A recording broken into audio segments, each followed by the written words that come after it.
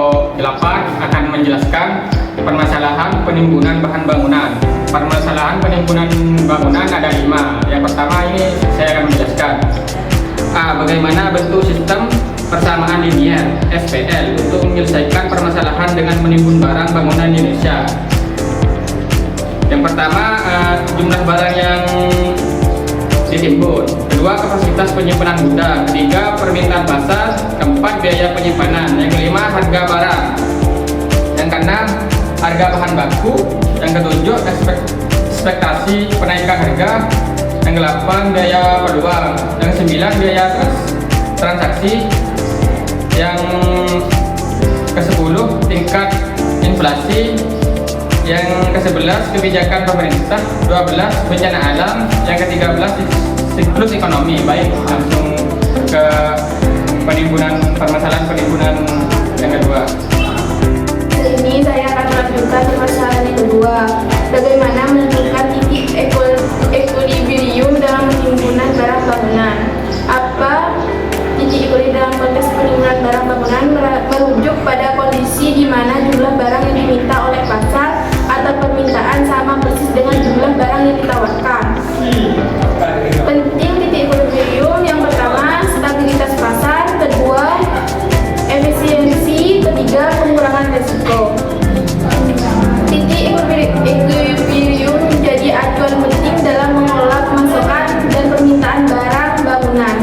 Karena yang pertama, perencanaan produksi. Produsen dapat menentukan jumlah produksi yang sesuai dengan permintaan pasar. Kedua, pengelolaan persediaan. Perusahaan distribusi dapat mengatur jumlah persediaan barang bangunan agar sesuai dengan permintaan pasar. Ketiga, penetapan harga. Harga jual barang bangunan dapat disesuaikan dengan titik equilibrium untuk mencapai keseimbangan antara permintaan dan penawaran. Keempat, antisipasi fluktuasi. Dengan memahami titik equilibrium, perusahaan dapat lebih baik dalam mengatasi permintaan dan penawaran yang disebabkan oleh faktor-faktor eksternal seperti perubahan musim, bencana alam, atau kebijakan permintaan. Faktor yang mempengaruhi: yang pertama, permintaan pasar; kedua, penawaran barang; ketiga, harga barang; keempat, kebijakan pemerintah; kelima, faktor eksternal.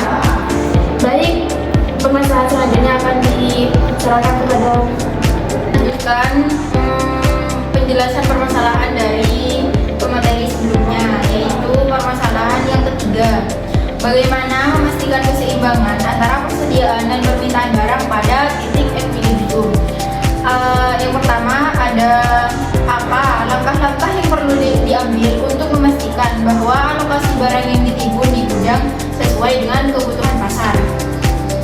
Untuk memastikan alokasi barang yang ditimbun di gudang sesuai dengan kebutuhan pasar, diperlukan perencanaan dan pengelolaan yang cermat.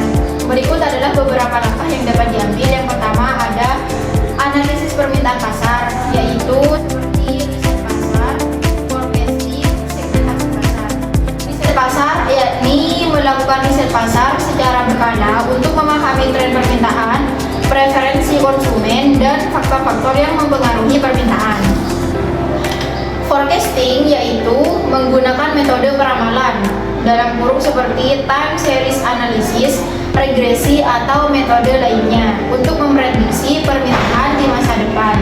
Segmentasi pasar yaitu membagi pasar menjadi segmen-segmen yang lebih kecil untuk mengidentifikasikan kebutuhan spesifik setiap segmen. Yang kedua, ada pengelolaan persediaan. Sistem informasi persediaan menggunakan sistem informasi yang terintegrasi untuk memantau stok barang secara real time. Metode pengendalian persediaan yakni menerapkan metode pengendalian persediaan yang sesuai seperti economic order quantity atau sistem reorder point. Analisis ABC yakni untuk mengklasifikasikan barang berdasarkan nilai dan tingkat permintaannya untuk menentukan tingkat prioritas dalam pengelolaan persediaan. Selanjutnya ada pengelolaan gudang. Pengelolaan gudang yakni terdiri dari layout gudang, sistem pengidentifikasian barang, dan rotasi barang. Yang keempat ada koordinasi dengan produksi dan distribusi. Perencanaan produksi. Perencanaan produksi yaitu menyesuaikan rencana produksi dengan perkiraan permintaan. Koordinasi dengan distributor. Koordinasi dengan distributor di sini yaitu membangun hubungan yang baik dengan distributor untuk memastikan ketersediaan barang di pasar. Ada juga respon terhadap perubahan permintaan, yaitu cepat merespon perubahan permintaan pasar dengan menyesuaikan produksi dan distribusi. Yang kelima ada monitoring dan evaluasi. Key Performance Indicator menetapkan KPI yang relevan untuk mengukur kinerja pengelolaan persediaan seperti tingkat perputaran persediaan, tingkat pelayanan pelangganan, dan biaya penyimpanan. Ada yang terakhir penyesuaian model, yakni secara berkala melakukan penyesuaian terhadap model peramalan dan sistem pengendalian persediaan. Terima kasih. Saya akan menjelaskan permasalahan dari materi sebelumnya. Jadi, apa saja faktor eksternal yang perlu dipertimbangkan dalam menentukan titik equilibrium dalam penimbunan barang bangunan? Yang pertama, faktor eksternal seperti fluktuasi harga, musim panen, atau bencana alam dapat mempengaruhi pasokan barang. Bagaimana faktor-faktor ini dapat dimodelkan dalam sistem persamaan linear untuk mendapatkan titik equilibrium yang akurat? Yaitu yang pertama, memasukkan variabel bumi. Yang kedua, menggunakan fungsi non-linear. Yang ketiga, menambahkan variabel interaksi. Selanjutnya, yang kedua, bagaimana cara mengantisipasi dan mengakomodasi ketidakpastian ini dalam model SPL.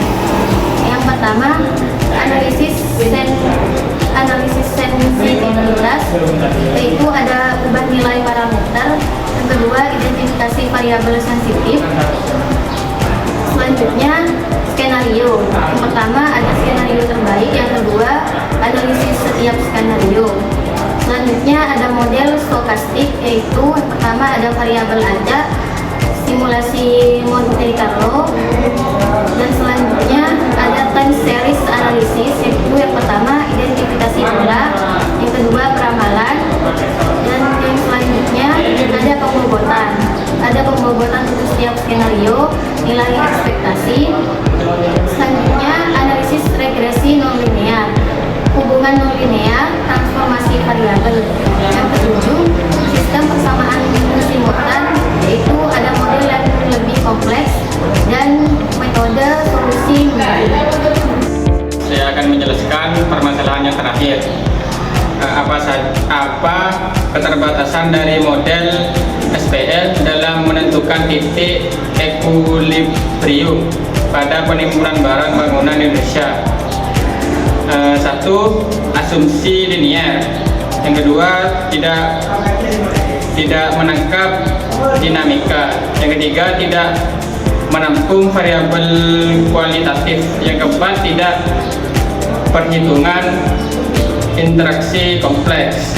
Aspek yang tidak dapat sepenuhnya dijangkau oleh SPL: ketidakpastian pasar, perubahan kebijakan, inovasi dan teknologi, faktor psikologis. Baik, itu saja yang bisa kita sampaikan. Kurang lebihnya mohon maaf. Wassalamualaikum.